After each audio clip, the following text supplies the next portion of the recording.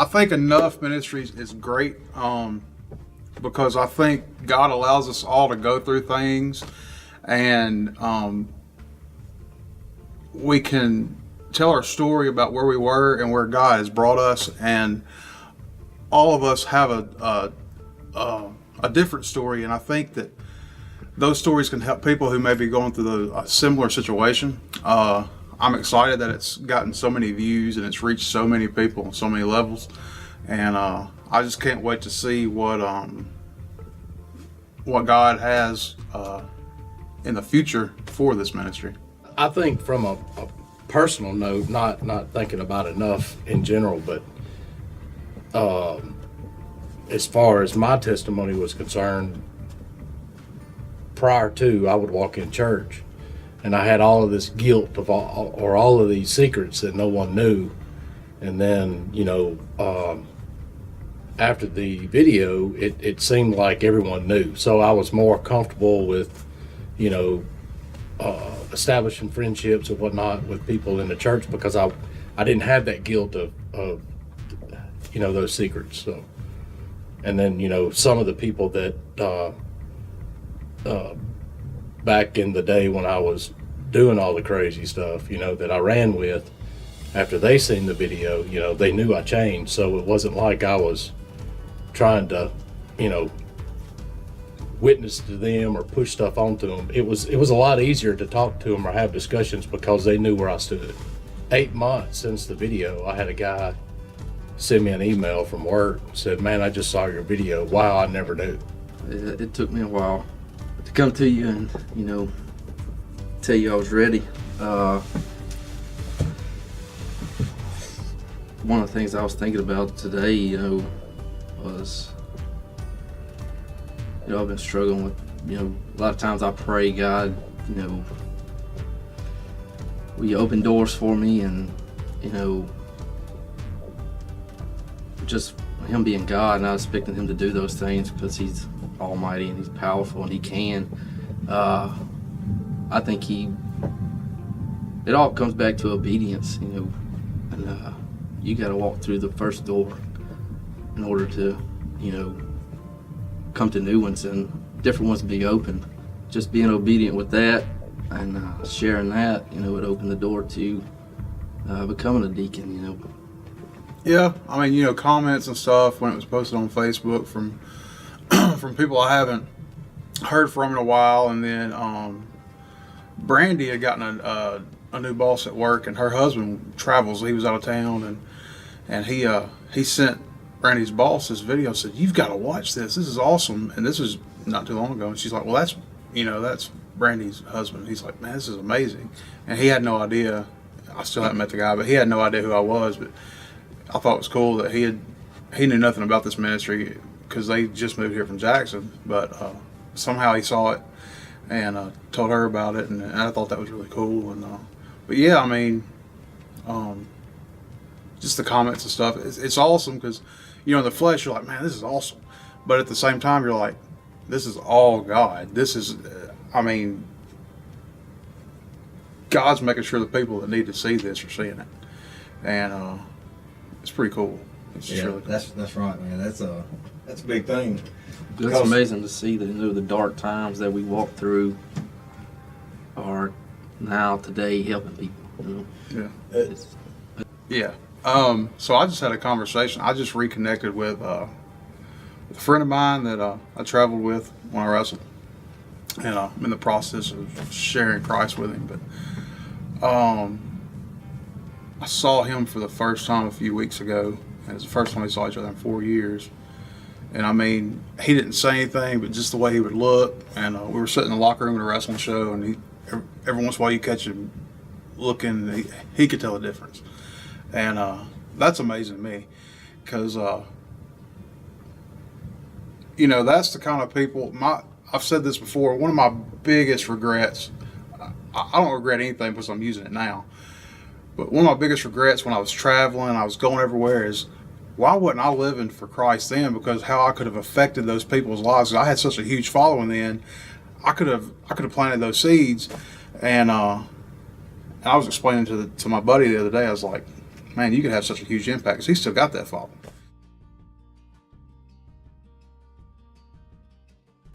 I became the deacon, or I got voted in as a deacon, and then I did my enough testimony, which triggered my daughter to give her testimony, which I think seeing us grow, you know, because Kim has always been the rock in our family, and watching us grow, and then all of a sudden November of this year, she gets saved. You know, and it was a shock to me because it was like, how did we live 23 years together and she was lost, you know, when I thought the whole time she was saved. But all of this is God's plan. God knew the day that I got burned that Kim was going to die. And I think he was preparing me to take on the father role that I wasn't. You know, and then Kim had her surgery on the 26th. I'm sitting in the hospital room with her after she had her surgery, and you know she's telling me something's wrong. You know, if I die, find out what happened. And I'm like, oh, Kim, you're grown. You know, kids, 5-year-olds get tonsillectomy. You know, and she comes home and she's strong and she's handling all this pain. And I just, as soon as I get back home, I go back to doing my daily routine. You know, and then that Monday, she died on a Tuesday. The Monday, the day before, we were sitting in church, back pew back there, and I looked at her and I could tell she didn't look well, but she had a good attitude. So it was like, well, maybe it's just me. I didn't say anything.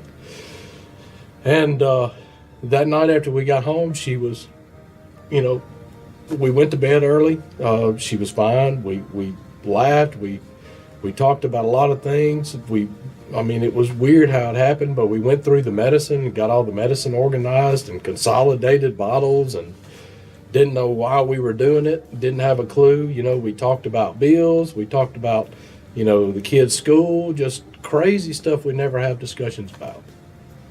And, you know, we went to sleep. We went to sleep happy. We were actually holding hands when we went to sleep. Something we never do. And about 5:10 Tuesday morning, she was coughing. And I remember looking over at her silhouette in the bed, and she's sitting with a pillow. She's sitting up. She's just coughing, just nonstop. And I said, you got to take something, because neither one of us is going to get any sleep. I didn't even know what time it was. But, you know, I just, for some reason, I keep recalling 5:10. So she gets up, she takes some Robitussin, she comes back to bed, and I remember when she got back in the bed because she laid flat, and alarm's going off. She never sets an alarm clock. I don't know why she even had an alarm clock beside the bed, because it never was set. But Tuesday morning, it's going off nonstop. And I wake up and I look out the bedroom window or bedroom door thinking she's going to eventually come back in here and turn it off. And I'm not going to lean over and turn it off. I'm going to make her come back in here and turn it off. She turned it on. And then I see Hayden running in the bedroom, and he's messing with her, you know, picking her arm up and dropping it and pulling her hair. And I knew right then something wasn't right. Then I run around and I get her.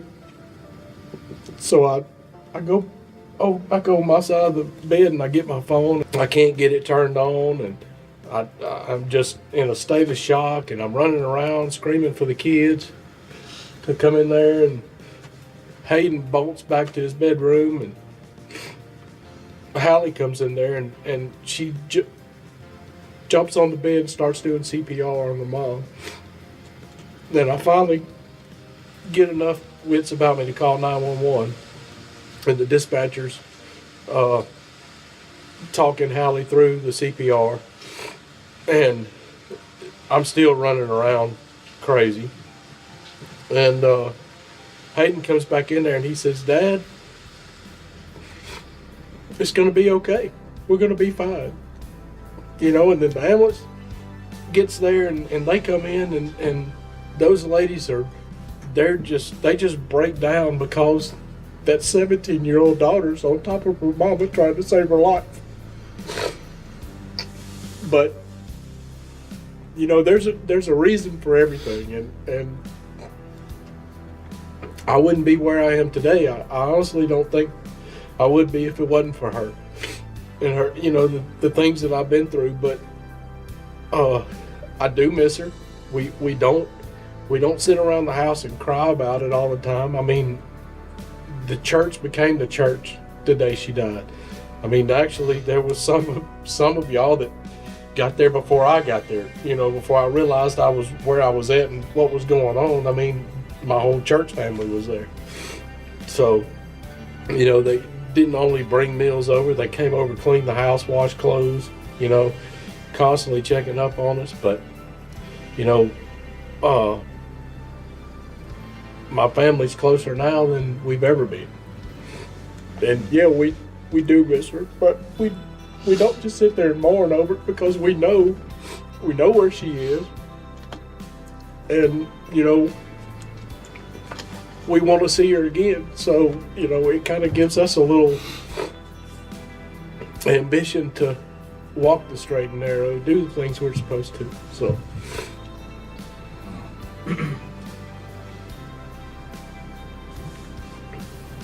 So yeah, this last year since the Enough Video, a lot has happened.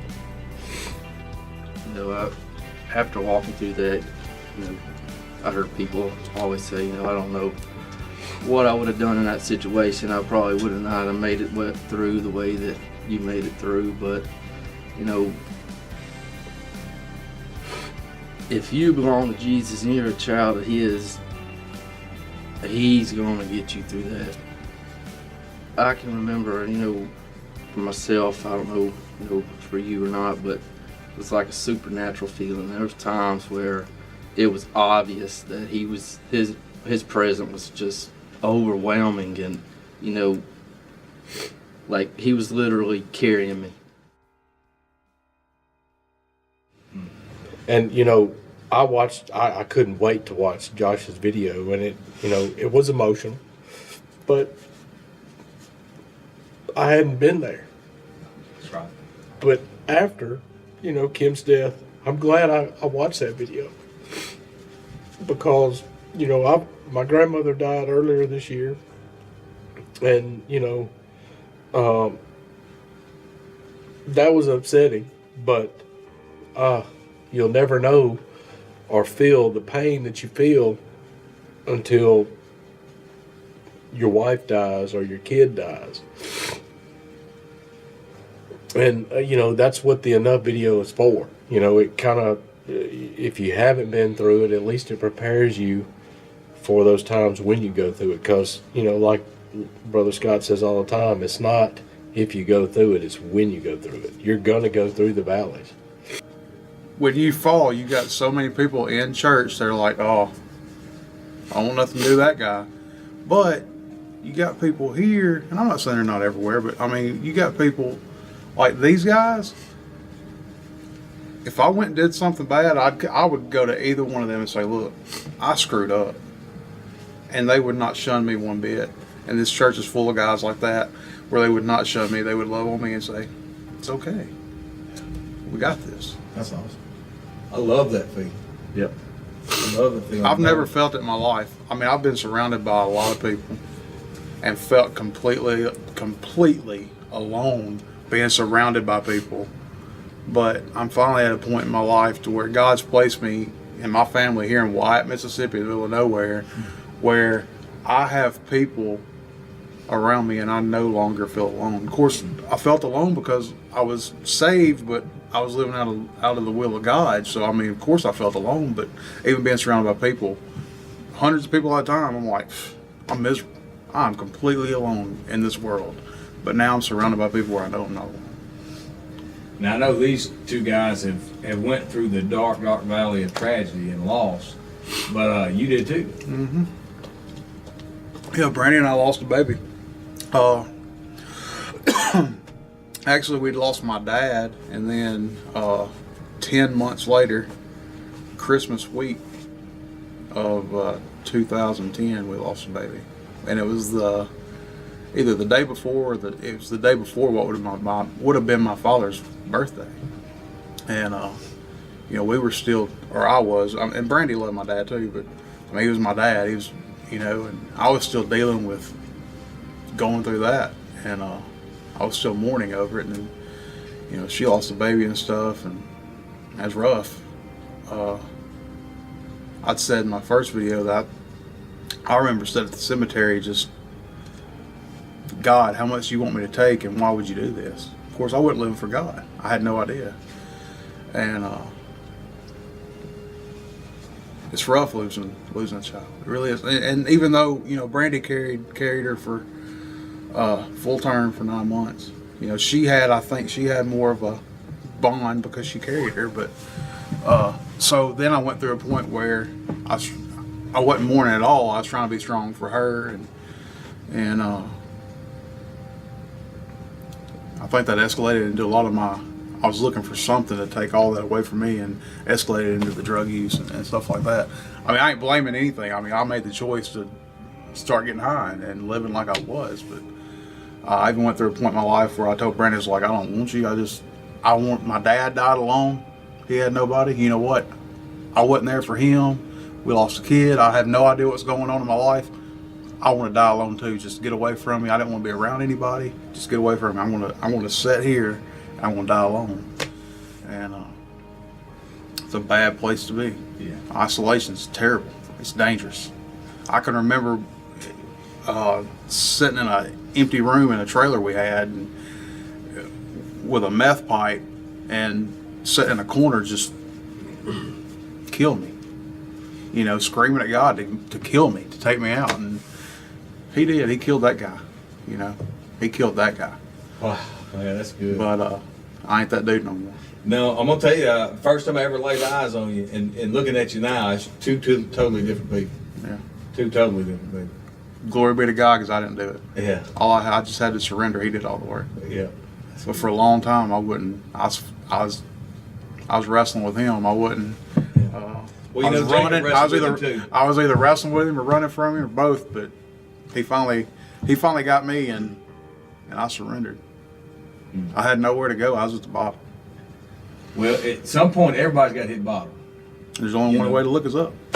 Yeah, and if you don't think you've ever hit bottom, relax, because you will. You know, Absolutely. And I think God is going to allow that pretty much anybody that's going to follow Him. You know, because I mean, what is faith unless it's tested? It's I mean, uncomfortable really, too, if it's not tested, it's untested faith. I mean, what is it? and it's very uncomfortable. That's But right. you can't grow if you're not. You can't be comfortable and grow in your faith. I don't believe so. I'm Brian Harris. I'm Ron Horner. And I'm Josh Farrow. His grace is enough.